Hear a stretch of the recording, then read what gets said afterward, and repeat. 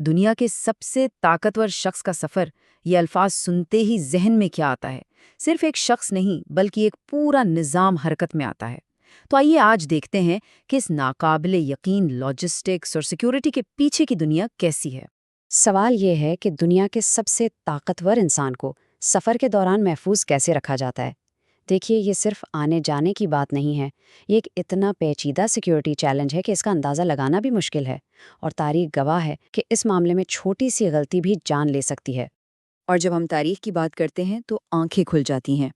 امریکہ کے 4 صدور جو قتل ہوئے، ان میں سے 2 سفر کے دوران حملے کا شکار بنے۔ پہلے جیمز گارفیلڈ ایک ٹرین اسٹیشن پر، اور پھر جان ایف کینیڈی اپنی موٹرکیڈ میں۔ یہی وہ تلخ حقیقت ہے جس نے آج کے زبردست سیکیورٹی نظام کی بنیاد رکھی۔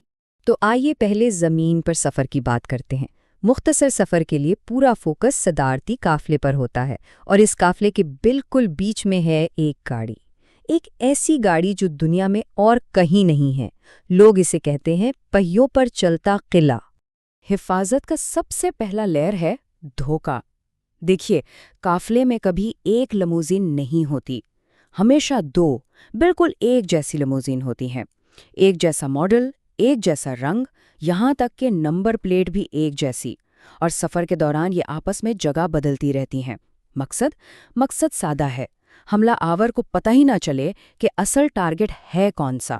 اسے سرکاری طور پر تو صدارتی اسٹیٹ کار کہتے ہیں، لیکن اس کا نک نیم ہے دی بیسٹ، اور سچ کہیں تو یہ نام اس پر بالکل ٹھیک بیٹھتا ہے۔ یہ گاڑی ہیوی ڈیوٹی ٹرک کے فریم پر بنی ہے۔ اس کی کھڑکیوں کا شیشہ 5 انچ موٹا بیلسٹک گلاس ہے، پوری باڈی بلٹ پروف ہے، اور اس طرح سے سیل کی گئی ہے کہ کیمیائی، جوہری یا حیاتیاتی حملے کا بھی اس پر کوئی اثر نہ ہو۔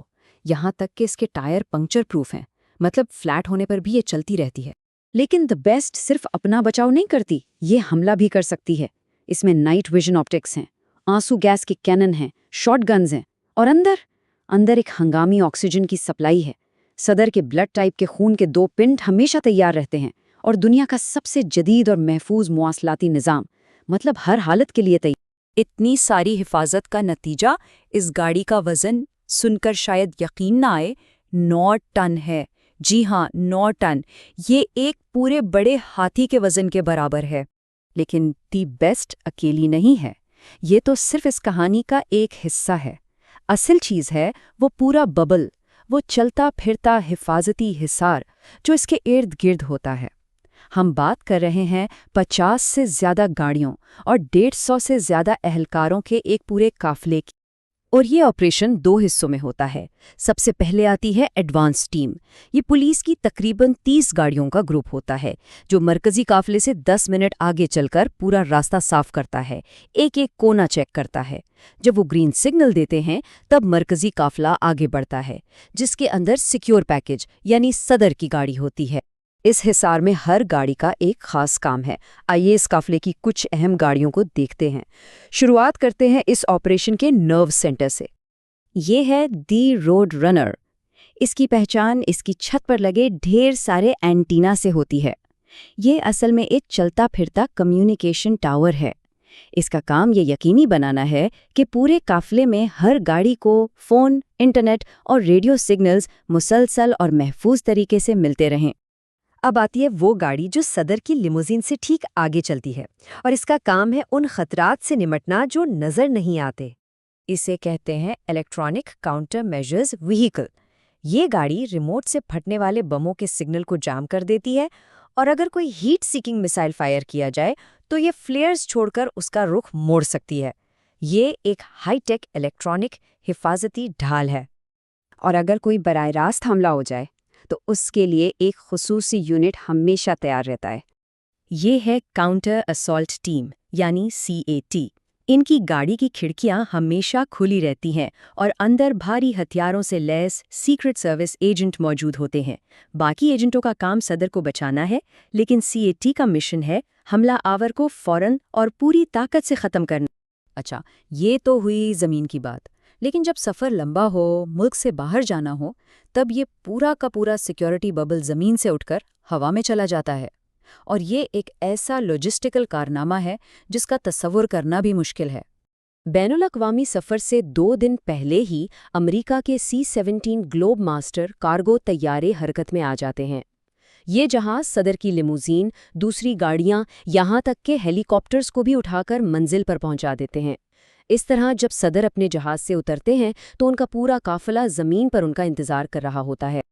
اور ہوا میں بھی وہی اصول ہے جو زمین پر تھا، دھوکہ۔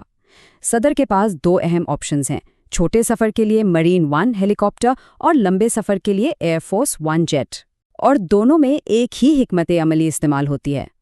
بالکل لیموزین کی طرح صدر تو صرف ایک ہی طیارے میں ہوتے ہیں، لیکن ہوا میں ایک وقت میں 5 بالکل ایک جیسے ہیلی کاپٹر فارمیشن بنا کر اڑتے ہیں۔ یہ جاننا ناممکن ہو جاتا ہے کہ اصل مرین 1 کون سا ہے۔ ایئر فورس 1 کے ساتھ بھی ایک نقلی جیٹ سفر کرتا ہے، ہر طرف سے حفاظت۔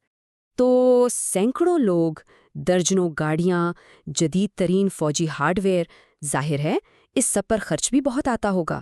سوال یہ ہے کہ اس طاقت کی قیمت کیا ہے؟ اس کو سمجھنے کے لیے ایک مثال لیتے ہیں، ایک عام سا سفر وائٹ ہاؤس سے نیو یارک میں اقوام متحدہ کے ہیڈ کوارٹرز تک۔ ہوا اور زمین پر یہ پورا سفر تقریباً 1 گھنٹے کا ہے، صرف 1 گھنٹہ۔ اور اس 1 گھنٹے کے سفر کی قیمت $1,57,000 سے بھی زیادہ ہے۔ اور یاد رکھیے، یہ صرف ایک طرف کا خرچہ ہے۔ یہ اتنی بڑی رقم ہے جو بہت سے لوگوں کی سال بھر کی کمائی سے بھی زیادہ ہے۔ تو آخر میں یہ سوال رہ جاتا ہے کہ اتنے بڑے پیمانے پر یہ سب کچھ، کیا یہ صرف ایک ضروری احتیاط ہے یا پھر دنیا کو اپنی طاقت دکھانے کا ایک انداز بھی؟ شاید اس کا جواب کہیں ان دونوں کے درمیان ہے، ایک ضرورت اور ایک علامت۔